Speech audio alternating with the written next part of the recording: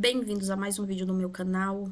Hoje iniciou aí o interrogatório, onde Bolsonaro fica frente a frente com Alexandre de Moraes. O presidente estava tão descontraído que ele chegou até a brincar com o ministro em algum momento, questionando se ele não queria disputar ser o vice dele em 2026 de forma bem descontraída, como ele sempre enfrenta aí as situações com a verdade e descontração. Antes da gente ir pro vídeo, não se esqueça de curtir, compartilhar, comentar e se inscrever no Adalberto Piotto, canal. no meio da tarde ocorreu o depoimento mais aguardado do dia. Jair Bolsonaro ficou frente a frente com o ministro do STF, Alexandre de Moraes, relator do processo dessa suposta tentativa de golpe de Estado. Bolsonaro negou ter tido qualquer intenção de dar um golpe de Estado no país. Nunca fugi das quatro linhas da Constituição. Golpe, eu fico até arrepiado quando se fala que o de janeiro foi um golpe. Aquelas 1.500 pessoas, pobres coitados, que até foi levantada por um dos que me antecederam agora há pouco aqui, sem ônibus, né, chegaram na região do setor militar urbano na madrugada de domingo. E o pessoal foi embora logo depois da baderna. E sobrou para quem estava acampado aqui. Quem realmente fez, foi embora. Agora, aquilo não é golpe. Não foi encontrada uma arma de fogo. Da minha parte, por parte de comandantes militares, ou Estado do meu lado, nunca se falou em golpe. Golpe é uma coisa abominável. O golpe até seria fácil começar. O after day que é simplesmente imprevisível e danoso para todo mundo. O Brasil não poderia passar por uma experiência dessa. E não foi sequer cogitado essa hipótese de golpe no meu governo.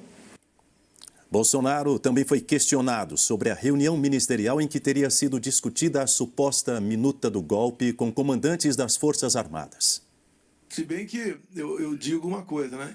Quando se fala em minuta, dá a entender que é uma minuta do mal. Da nossa parte, tá? Quando se fala em minuta do mal, conspiração, né? Eu sempre tive o lado da Constituição. Então eu refuto qualquer possibilidade de falar em minuta de golpe ou uma minuta que não esteja enquadrada dentro da Constituição brasileira. E aí, Silvio, cadê a tal minuta do golpe que não apareceu até agora e do golpe também que não ocorreu? Boa noite, Daniel, Piotto, Caute, Ana, querida, boa noite quem nos acompanha. Aliás, nem a minuta do golpe sobreviveu a esta terça-feira. Agora chama-se considerando, ou considerandos no plural. Daniel, a gente assiste a um julgamento, podemos chamar assim, é a fase da oitiva dos réus, mas inédito na história do ordenamento jurídico brasileiro, do Supremo Tribunal Federal, esse mesmo que já julgou a ação penal 470 de uma magnitude similar a essa, porque envolve grandes autoridades e personalidades da política brasileira, do alto escalão. A ação penal 470 foi o mensalão, que começou lá em 2 de agosto de 2012 e depois de 53 sessões e 138 dias, mais de 4 meses, ela condenou réus, parte deles, mas com 69 sessões ela chegou à sua exaustão. Pois bem, agora não, um processo acelerado, sem o clima de tensão que é peculiar a esse tipo de julgamento. Vejam vocês, todos parecem estar muito serenos, muito tranquilos, à exceção, evidentemente, do tenente Mauro Cid, esse sim, assombrado com o que fez. Assombrado com os 11 depoimentos que prestou a Polícia Federal, 9 deles foram utilizados, 2 descartados. Mas é o único pilar que caiu também por terra durante o depoimento dele na tarde de ontem. E agora, a defesa de todos esses réus, além de depoimentos como o do presidente Jair Bolsonaro, do almirante Garnier, do Anderson Torres, passaremos por tudo isso ao longo deste programa, daremos algumas voltas. É um julgamento histórico, apesar de acelerado. Tudo isso mostra que não há mais sequer o contexto. Como disse ontem, vou repetir aqui, já havia a falta de materialidade, o elemento fático, a tecnicidade, tudo isso já era parco dentro desse processo. Então, naquela fala até um tanto quanto rocambolesca, o ministro Alexandre de Moraes tenta dizer que a trama do golpe já era o golpe e por aí vai. Algumas pessoas vão se lembrar, para quem acompanha todo esse caso. E onde é que a gente chega? Agora nem o contexto da trama existe mais. A reunião não houve. Aliás, é o julgamento do não lembro, não sei e, principalmente, se me falha a memória. Eu nunca ouvi isso num julgamento, ainda ademais. Estamos falando da última corte recursal do país. Acima do Supremo não tem ninguém no ordenamento jurídico. Portanto, não se pode chegar a esta altura e não ter data, nome, ninguém viu ninguém, ninguém assinou nada, a minuta não existe, mudou de nome, cadê o tanque de guerra, cadê a ligação entre alguém do tal núcleo crucial do Palácio do Planalto com os quartéis, com aquelas pessoas mobilizadas? Não há, com financiadores, tampouco. Então, para resumir aqui, Daniel, perdão por me alongar, o que a gente assiste é um vexame jurídico. O Brasil assiste um vexame jurídico. A defesa, os depoimentos dos réus, a falta de materialidade desmontaram completamente a acusação. Aliás, a figura do parquê inexiste. O acusador é o ministro Alexandre de Moraes. Ele é o representante do Ministério Público. Paulo Gonet parece uma figura decorativa, sequer consegue completar perguntas, fazer alguma pergunta inteligente, buscar algo nos autos que dê substância para um voto futuro de relator ou um voto futuro desses ministros de condenação. Não há substância. O agente acusatório não produz nada que leve o ministro depois a condenar alguém. Então, é um vexame jurídico. Mas finalizo com aquilo que todo mundo já entendeu. Isso é um processo político. Aliás, todos talvez estejam nesse clima, um clima solto, tem piada para cá, tem piada para lá, porque todo mundo sabe o que está acontecendo. É um teatro. A questão da desconfiança, suspeição ou crítica às urnas não é algo privativo meu. Eu poderia citar vários nomes, citaria apenas alguns aqui. O senhor Flávio Dino, em 2012, quando ele perdeu a eleição, ou 2010, quando ele perdeu a eleição para o governo do Maranhão. Ele diz, eu teria um vídeo, mas foi indeferido o pedido, mas no vídeo está o seguinte: hoje eu tive a oportunidade de ser vítima de um processo que precisa ser aprimorado, ser melhor auditado, que é o sistema das urnas eletrônicas. E depois, o senhor acredita que houve fraude? Houve várias modalidades. Palavra do senhor Flávio Dino. Tendo na quinta, sexta, sábado, está no Rio Grande do Norte, visitando aí uns 8 municípios. Se o senhor me permitir, logicamente, eu posso mandar umas imagens para o senhor aqui, como é que o povo nos trata a gente na rua, tá? Eu declino. Declino, sim, senhor. Posso fazer uma brincadeira? O senhor que sabe. Eu perguntaria aos seus advogados antes. Eu gostaria de convidá-la para ser meu vice em 26. É isso aí. Eu declino novamente. Foi em situação de aqui, né, esse trecho em que ele faz uma brincadeira ali, mas é importante a gente ainda mencionar algumas coisas que aconteceram no decorrer do julgamento. Primeiro que ele sempre, o Alexandre de Moraes, ficou muito claro, muito nítido que enquanto vítima do processo, enquanto julgador, inclusive no momento que não é para julgar, porque de novo ali é somente o interrogatório.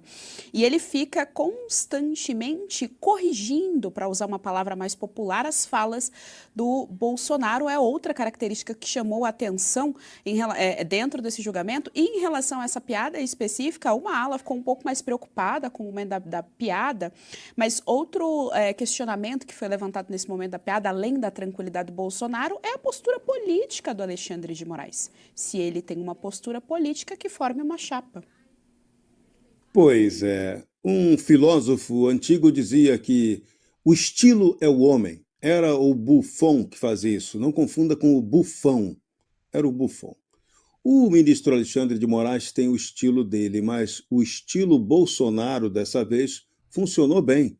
um Bolsonaro surpreendentemente ultracomedido, focado no que ele iria falar. Inclusive, foi muito inteligente de Bolsonaro aproveitar aquele momento de descontração para fazer a piada sobre o convite a um vice-presidente absolutamente impensável. Já pensou qual o bolsonarista que gostaria de ter o ministro Alexandre de Moraes numa chapa presidencial com Jair Bolsonaro? Acho que ninguém gostaria de uma chapa dessa. Então foi bastante interessante. Foi um momento de descontração que é necessário.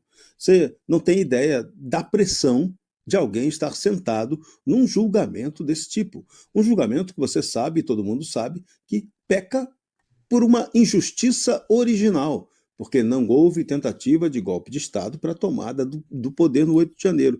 E o mais interessante, Jair Bolsonaro deixou muito claro, nesse depoimento dele, que ele teve compromisso com a democracia, que ele não elaborou qualquer tentativa de golpe, minuta de golpe, que ele não declarou, ele foi muito claro quando ele disse que golpe é uma coisa abominável e que essa possibilidade de ruptura jamais foi cogitada em seu governo. Então, isso é muito importante. E ele foi bem textual no que ele disse. Ele falou, ó, só tenho uma coisa a afirmar a Vossa Excelência, da minha parte ou da parte dos comandantes militares, nunca se falou em golpe. Golpe é uma coisa abominável. O golpe até seria fácil de começar. O after day, ou dia seguinte, day after, é que seria imprevisível e danoso para todo mundo. O Brasil não poderia passar por uma experiência dessas, no que declarou muito bem Jair Bolsonaro. Então, esse é o ponto crucial do depoimento de Jair Bolsonaro, que vai ser decisivo, com certeza, para a sua absolvição, pelo menos do ponto de vista moral. Porque já se sabe que tem um roteiro pronto para condenar Jair Bolsonaro, porque o plano original do sistema de poder no Brasil é torná-lo inelegível também pela motivação criminal. Já tem duas inelegibilidades em função de questão eleitoral, mas essas podem até ser revertidas adiante, de repente. Mas a condenação criminal seria a pá de cal para impedir a candidatura de Jair Bolsonaro. Então, essa possibilidade de condenação, ela é bastante concreta e pode ocorrer, só que aí vem a questão moral. Do ponto de vista moral, no compromisso seu pessoal com a verdade, Bolsonaro deixou muito claro que ele não fez nenhuma tentativa de golpe, não agiu contra a Constituição. Aliás, sempre frisou e até foi criticado por alguns bolsonaristas mais radicais em relação a isso, ele sempre jogou dentro das tais 4 linhas da Constituição.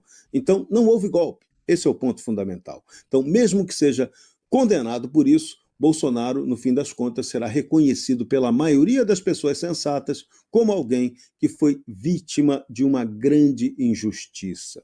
Então, o sistema de poder no Brasil ainda tem um tempo de, em função desses depoimentos, reverter essa situação e evitar um vexame nacional, porque uma condenação injusta de Bolsonaro vai jogar contra o Brasil, vai desmoralizar o nosso país em termos de democracia. E aí o custo disso é muito maior do que se alguém tivesse tentado um abominável golpe de Estado.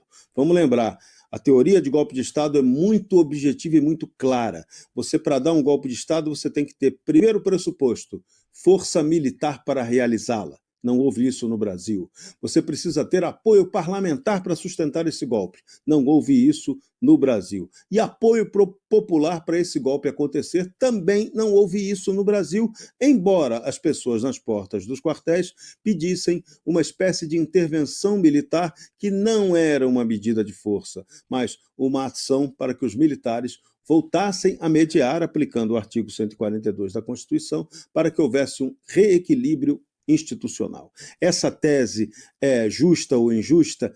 Não cabe debater isso. A demanda foi essa, a demanda não foi golpista. Então, golpe não houve. Se golpe não houve, o resultado desse processo tem que ser nulo. É o que se espera, mas não necessariamente o que vai e deve acontecer.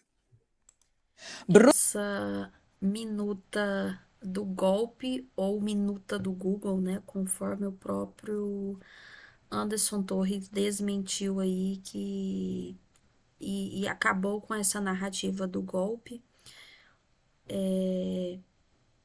Até quando eles vão continuar com essa narrativa, com tudo mostrando que não teve golpe, não teve minuta de golpe, sim uma minuta do Google, conforme o próprio Anderson Torres falou. Até quando essa turma que está aí julgando, vão continuar, até quando eles vão continuar com essa narrativa que existiu golpe, mesmo todos confirmando, a maioria aí falando que não teve, o próprio Bolsonaro falou que não teve, ele desmentiu, Anderson Torres desmentiu, falou que não teve essa minuta do golpe, teve sim uma minuta do Google. E aí, o que eles vão usar agora? E aí o presidente Bolsonaro, o momento ali mais...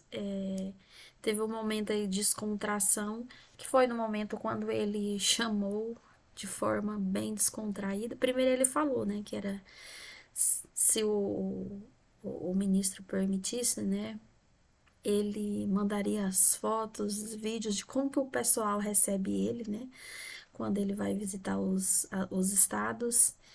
E depois ele questionou, posso fazer uma outra brincadeira, né? E as duas ele falou declínio. Quando o Bolsonaro falou tanto do vídeo e das fotos, quando o Bolsonaro também convidou ele para ser o vice dele na chapa de 2026. O próprio Jorge Serrão, ele foi bem claro aí. Quem vai querer ministro Moraes como vice de Bolsonaro? Mas foi só uma forma dele descontrair ali. E ele estava de forma bem tranquila. Ele está sendo ele mesmo. Ele está falando a verdade. E não tem por que ele ficar de outra forma, se ele sempre foi assim. Tanto que várias vezes que ele acabou falando coisas aí que acabou pesando pro lado dele como presidente, foi justamente pela sinceridade dele, né? Dele sempre ser sincero. Deixe a opinião de vocês nos comentários. Não se esqueça de curtir, compartilhar, comentar e se inscrever no canal.